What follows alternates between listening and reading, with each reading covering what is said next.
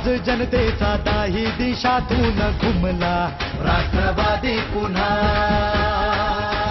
प्रगतीच्या वाटेने जाऊया साथीने एका मुखाने हो बोला राष्ट्रवादी पुन्हा।